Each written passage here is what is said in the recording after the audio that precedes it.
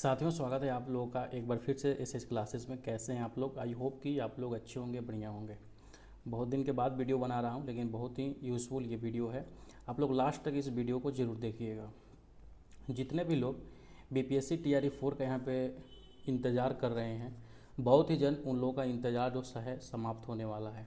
आप लोगों ने भी यहाँ पे बहुत सारे विभिन्न माध्यमों से यहाँ पे सुन चुके होंगे कि जो बीपीएससी का नोटिफिकेशन है जुलाई के अंतर्गत में यहाँ पे जारी होने वाला है। तो सबसे पहले हम यही देखेंगे कि आखिर में क्या चांस है जो आपका नोटिफिकेशन वो आपका जुलाई में जारी हो पाएगा भी या नहीं हो पाएगा, और जो आपका यहाँ एग्ज़ाम जो शेड्यूल किया गया है सितंबर में, वो एग्ज़ाम होगा या नहीं होगा। ठीक है। अब देखिए, जहाँ तक बात रही नोटिफिकेशन का कि वो जुलाई में आएगा कि नहीं आएगा, जैसे कि आपने भी यूट्यूब वगैरह या न्यूज़ वगैरह देखते होंगे, तो यहाँ पे जो वर्तमान में बिहार के शिक्षा मंत्री है मिथिलेश तिवारी जी, उनसे आप लोगों ने सुन लिए होंगे कि जो ये बोल रहे हैं कि हम यहाँ पे अधियाचना जो है कुछ दिनों के अंतर्गत में बीपीएससी को यहाँ पे भेज देंगे। यानी कि इनके द्वारा ये बताया जा रहा था कि 15 तारीख से लेकर 20 तारीख के बीच में जो है अधियाचना जो है बीपीएससी को यहाँ पे ये भेज देंगे। जब ये अधियाचना बीपीएससी को भेजेंगे तो बीपीएससी भी यहाँ पे 15 से 20 दिन का ये समय लेकर लगाएगी, और 15 से 20 दिनों के बाद ही यहाँ पे वो अपना विज्ञापन जारी करेगा। तो वैसे भी अगर के देख लीजिएगा तो 15 से 20 दिन, 15 दिन इसमें 15 दिन इसमें, आप लोगों का 30 दिन यानी कि पूरा का पूरा यहाँ पे जुलाई जो है उसमें जाने वाला है। तो आखिर में भाई नोटिफिकेशन आएगा कब? तो हो सकता है कि जो नोटिफिकेशन है या तो आपका लास्ट जुलाई से यहाँ पे आ जाए लास्ट वीक में, या तो फिर अगर के बहुत लेट होगा तो फर्स्ट वीक ऑफ अगस्त में आप लोगों का नोटिफिकेशन जारी हो जाएगा। ये बात कंफर्म रखिए कि आपका नोटिफिकेशन जो टीआरई 4 का विज्ञापन है वो जारी होने को बहुत ही करीब आ गया है। ठीक है। तो हम इस वीडियो यही के लिए बनाए हैं कि आखिर में अगर के नोटिफिकेशन जारी होता है तो बहुत ज़्यादा चांस है कि जो आपका तय सीमा पर एग्ज़ाम है वो एग्ज़ाम तय सीमा पर यहाँ पे हो जाए, जो कि लास्ट सितंबर में निर्धारित किया गया है आपका एग्ज़ाम। ठीक है। तो इसको हम किस तरीक़ा से देख सकते हैं यहाँ पे, ये वीडियो जीएस के लिए है। जीएस मतलब आपको पता होगा कि दो तरीक़ा से सवाल पूछे जाते हैं। एक जीएस पेपर होता है जिसमें 40 सवाल होते हैं, और दूसरा जो होता है मेन पेपर होता है जिसमें आप लोगों का 80 नंबर का सवाल पूछा जाता है। ये किसके लिए है? जीएस के लिए। तो जीएस जो है क्लास 6 से लेकर क्लास 12 तक जो शिक्षक यहाँ पे बनना चाहते हैं उन लोगों के लिए जीएस से सवाल पूछा जाएगा। इसमें टोटल 40 सवाल रहते हैं, और 40 में देखिएगा यही 5 सेक्शन से सवाल पूछे जाते हैं। पहला है आईएनएम।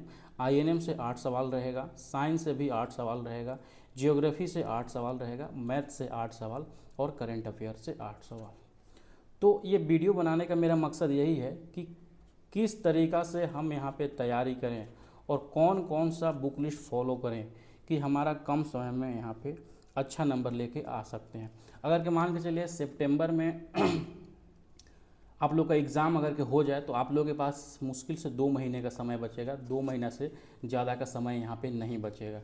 तो उस 2 महीना में कौन कौन से बुक आपको पढ़ने चाहिए ताकि यहाँ पे ज़्यादा नंबर आप लेके आ जाएँ। तो देखिए, पहला है आईएनएम। आईएनएम से 8 सवाल पूछा जाएगा, और ये 8 सवाल बनाने के लिए सिर्फ एक बुक काफ़ी है, वो है लुसेंट। लुसेंट का जो मॉडर्न हिस्ट्री का पार्ट है, सिर्फ और सिर्फ आपको मॉडर्न हिस्ट्री पढ़ना है, और इसके बाद पीवाईक्यू सॉल्व करना है। पीवाईक्यू कौन सा? तो जो घटना चक्र, जीसी घटना चक्र का जो मॉडर्न हिस्ट्री है बस उसको कर लीजिएगा, आपका काम हो जाएगा। अगर के पास आपके पास आईएनएम का बुक नहीं होगा तो अगर के आपके पास ये वाला बुक होगा तो ये भी बहुत ही बेहतरीन बुक है। अगर के इसमें आप लोग मॉडर्न हिस्ट्री के सेक्शन में आइएगा तो बेहतरीन तरीक़ा से सब चीज़ यहाँ पे दिया हुआ गया है। तो 2 से 3 बार अगर पढ़ लीजिएगा ना तो सारा मॉडर्न हिस्ट्री का जो है आपका याद हो जाएगा। इसमें लगभग मॉडर्न हिस्ट्री का देखिएगा तो ज़्यादा पेज में नहीं मिलेगा आपको। 86 से लेकर अगर के इसका पेज हम देखें तो कितना है पेज नंबर लास्ट में आप लोग का, यहाँ पे 120 के आसपास में पेज है। तो बहुत ही कम, 20 और 14 34 36 40 पेज मान के चलिए। 40 पेज में आप लोग का 20 पन्ना में मॉडर्न हिस्ट्री ख़त्म हो जाएगा। चाहिएगा तो आपको 1 मंथ में इसको समाप्त कर लीजिएगा। ठीक है। तो आप इतना ही कर सकते हैं। दूसरा आता है साइंस। साइंस कैसे करना है? साइंस बहुत इंपॉर्टेंट है। आपने देखा है बीपीएससी वगैरह में भी साइंस इतना हार्ड पूछ रहा है कि कुछ समझ में नहीं आ रहा है। तो साइंस के लिए क्या करना है, साइंस के लिए 2 चीज़ करना है, 9th और 10th NCERT, कौन सा बुक, NCERT, और साथ साथ में PYQ, ये दोनों करना है। ठीक है, बस ये दोनों कर लीजिएगा तो आपका वहाँ पे काम हो जाएगा। फिर आता है ज्योग्राफी। ज्योग्राफी के लिए कौन कौन सा बुक आपका बुक लिस्ट फॉलो करना होगा, तो ज्योग्राफी के लिए आपको जो बुक करना है वही लूसेंट करना है, लूसेंट और प्लस में PYQ। और अगर कि आपके पास और ज़्यादा पढ़ने का मन है लूसेंट या आपको ज्योग्राफी, तो यहाँ पे जो है 9th और 10th NCERT का पढ़ सकते हैं आप ज्योग्राफी। ठीक है, फिर आता है मैथ। मैथ तो ऐसा नहीं है कि आप एक दिन में इसको ख़त्म कर लीजिएगा, तो मैथ के लिए आपको तो भरपूर समय देना पड़ेगा। अगर कि आप कॉन्सेप्ट जानते हैं, सब कुछ जानते हैं, तो आपको इसको सिर्फ प्रैक्टिस करना होगा। प्रैक्टिस कहाँ से कीजिएगा, तो प्रैक्टिस जो करना है वो आपको PYQ से करना है, BPSC का। और इसके लिए भी घटनाचक्र या रेलवे का जो PYQ है, इससे भी आप प्रैक्टिस कर सकते हैं, क्योंकि जो मैथ होता है ना बहुत ही लो लेवल पूछा जाता है। आप चाहिएगा तो नॉर्मली यहाँ पे उसको यहाँ पे 8 में 8 सही कर दीजिएगा। अब फिर आता है कि करंट अफेयर आखिर कैसे पढ़ना होगा। अगर कि देखिए सितंबर में आप लोग का एग्ज़ाम होता है, तो 1 साल का आपका करंट अफेयर पढ़ना होगा, यानी कि सितंबर 2025 से लेकर सितंबर 2026, इसके बीच में यहाँ पे आपको जो 1 साल का करंट अफेयर है वो 1 साल का करंट अफेयर करना है। तो खैर करंट अफेयर छोड़ दीजिएगा, अभी जब नोटिफिकेशन आएगा तब हम बता देंगे या पढ़ा देंगे। या अगर करंट अफेयर अभी से आप पढ़ना चाहते हैं तो बस एक ही बुक आपको फॉलो करना है, ज़्यादा कुछ नहीं फॉलो करना है, स्पीडी पब्लिकेशन। मैक्सिमम सवाल इसी से आपको देखने को मिलेगा, बस इसको आप लोग कर लीजिएगा तो हो जाएगा। ये जो स्पीडी पब्लिकेशन का होता है ना, ये ईयरली वाला कीजिएगा, ईयरली वाला कर दीजिएगा तो 8 सवाल पूछेगा, तो लगभग 6 से 7 सवाल आपका वहाँ पे बन जाएगा।